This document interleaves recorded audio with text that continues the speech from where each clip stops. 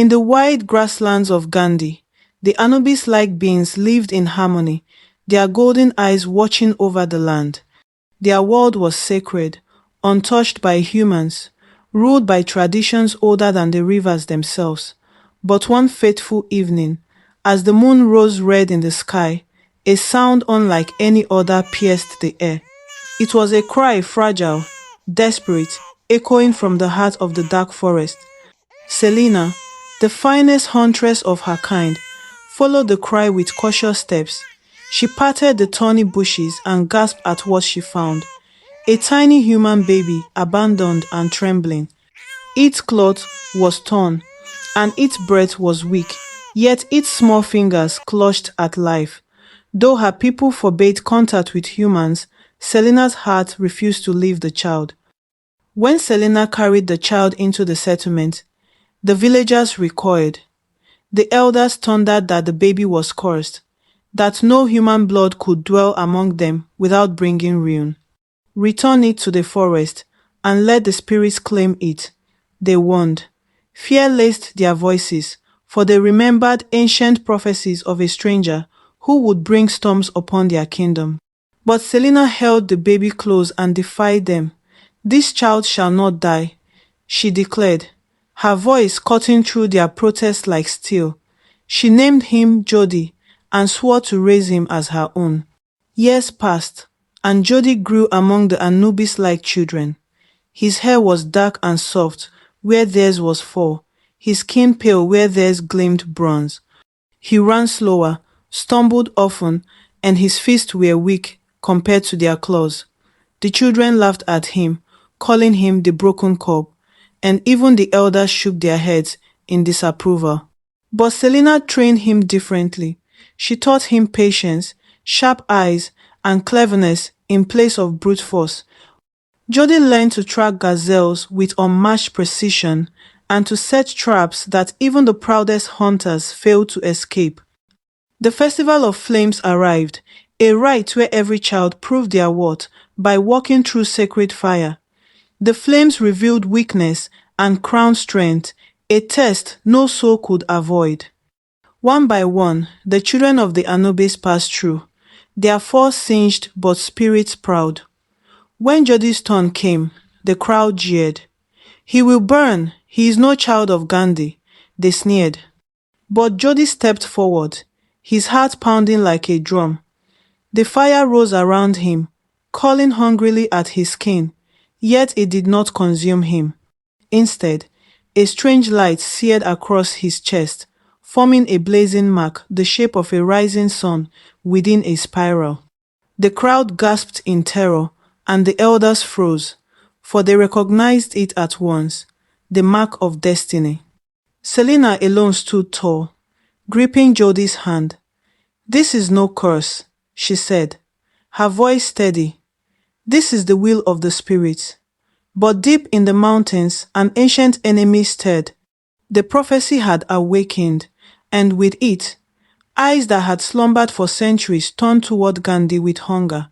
Far beyond the grasslands, in the northern waste, a warlord known as Karun felt the marks awakening. Karun was no ordinary foe.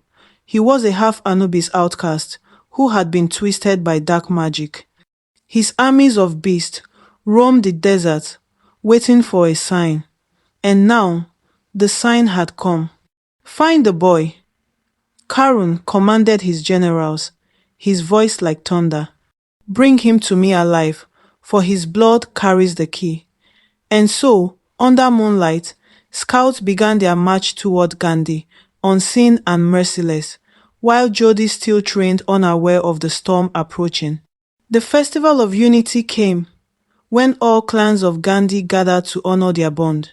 Music filled the plains, torches blazed, and warriors danced in celebration. Jodi stood among them, his heart both proud and uncertain, as whispers still followed his every step. But the joy did not last. Just as the feast reached its height, a shadow fell across the celebration. Raiders stormed the grounds, their blades flashing red under torchlight. In the chaos, they shouted only one name, Jodi. The prophecy had drawn them again, and this time blood was spilled. That night, Selena urged Jodi to leave Ghandi. If you stay, they will tear themselves apart over you, she said softly. But if you leave, you may discover the truth behind the mark you bear. Though his heart broke at leaving his mother, Jodi understood.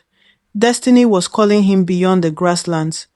At the oasis, Jodi met a strange wanderer. She had also been cast away by her people, haunted for reasons she did not reveal. The two formed a bond of survivor, sharing food and stories under the stars. Together, they crossed the dunes. As they traveled, a monstrous serpent known as the Dune Eater rose from beneath the sands. Villages along the desert's edge had lived in terror of it for years. Now it slithered toward Jodi and Amara. Jodi fought with all his strength, but his spear barely scratched the beast. Then, as the serpent lunged, his mark blazed with fiery light. Guided by instinct, he drove his weapon into the serpent's eye, felling it with a strike that seemed impossible. The villagers who watched fell to their knees, whispering, "The marked one lives." Word of the serpent's death spread quickly, reaching even the ears of Karun, the dark warlord. "Bring me the boy and the girl," he growled. "Alive."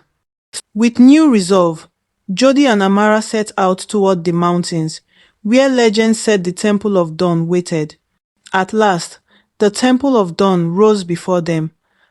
At the center stood a figure that looked uncannily like Jodi himself.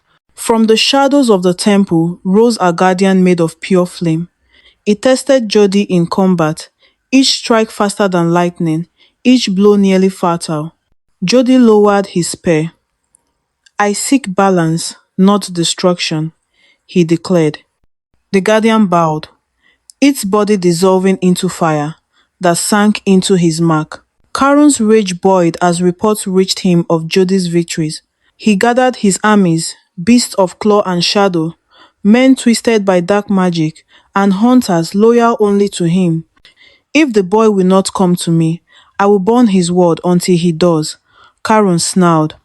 The first sparks of war were lit, and the grasslands would never be the same again.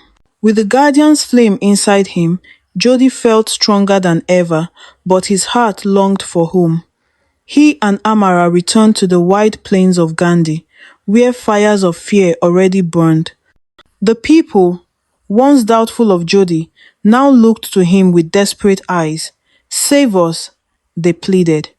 For the first time, Jodi saw that his rejection had turned into their hope. Selena wept when she saw her son alive, stronger than she had dreamed. The firelight danced across their faces, and silence fell as he raised his hand. "I was once the outcast, the broken cub," he began. "But I am also the son of Selena, the child of Ghandi, and I will fight for you as you are mine." The warriors struck their spears into the ground, shouting their oath to stand by him. Even the elders, long opposed, bowed their heads in reluctant acceptance. The first battle came at the river Naru, where Karun's forces struck with ferocity. Beasts with burning eyes lunged, and shadowed warriors fought like demons. The river ran red, and the cries of war shook the skies. Jodi fought at the front, his mark blazing like a sun. With each strike, the guardian's flame guided his spear, cutting through the darkness. Though the enemy was vast, the people of Ghandi held their ground, proving that unity could withstand the storm. Victory came, but at great cost. Bodies lined the river bank, and the cries of the wounded echoed through the camp. Jodi walked among them, guilt heavy in his chest, a creature stitched from darkness, with wings like storms and claws that tore earth itself. It descended upon the plains, scattering warriors with a single roar. Fear gripped even the bravest hearts. But Jodi stood firm, his mark blazing in defiance. "This land will not bow," he cried. With Amara at his side and Selena guarding his flank, he led the charge against the abomination. The beast struck Jodi down, claws tearing across his chest. But instead of death, the mark fled, releasing the guardian's flame. The fire consumed the monster, burning it from within. From his dark fortress, Karun roared at the defeat of his beast. He swore he would personally end Jodi's life. Raising his hands, he summoned storms that blotted out the skies. Rain poured without end, rivers swelling until villages were swallowed. Families fled to higher ground, and hunger gnawed at the survivors. The time for waiting ended. Karun's armies marched like a tide of darkness across the plains, and Jodi led his people to meet them. Spears clashed, drums thundered, and the earth itself seemed to tremble beneath the weight of destiny. As the two forces neared, Jodi raised the blade of balance high. Its glow split the storm clouds. Karun emerged from the battlefield, towering, his form no longer fully Anubis, but something monstrous. With a roar, he struck, their blades clashing in sparks of fire and darkness. The duel raged as the armies fought around them. At a critical moment, Karun hurled a spear, meant for Jodi's heart. Selena leapt between them, taking the blow. She fell into his arms, blood staining her fur, her golden eyes dimming. My son, you are more than I dreamed, she whispered with her last breath. Jodi's cry shook the skies, his grief blazing into fury.